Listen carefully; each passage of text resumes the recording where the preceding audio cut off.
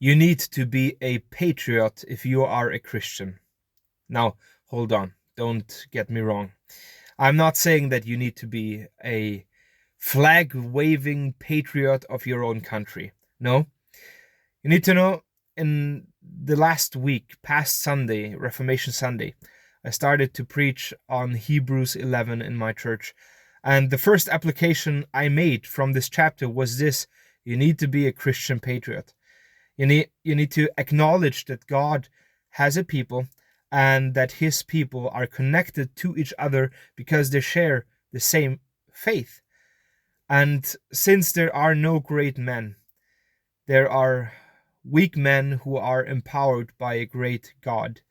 Not only in biblical times, but also in church history, there is Athanasius, who all by himself proclaimed the doctrine of the Trinity and stood against the whole world to accomplish that the Trinity is preached again from the pulpits. Later on, you have John Wycliffe and William Tyndale and Martin Luther, who all risked their lives, and one of them died as martyr, so that the layman could have the Bible in his own language. And to this tribe of faith also belongs a man by the name of Fritz Erbe, you call it Erbe in English, who died because he wouldn't have his kids baptized, and died slow over a decade in a hole in the Wartburg Castle in Germany.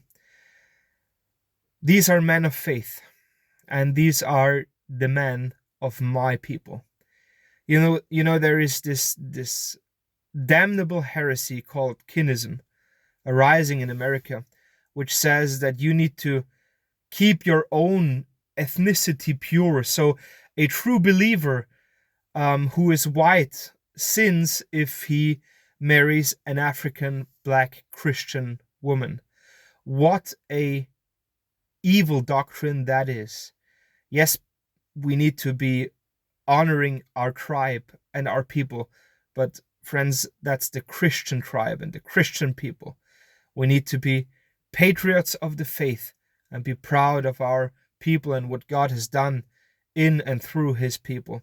That means we should be interested in church history and what God has done in his church. You know, the church, that is something to be proud of, not because of great men, but because of a great God who is able to sustain and keep it.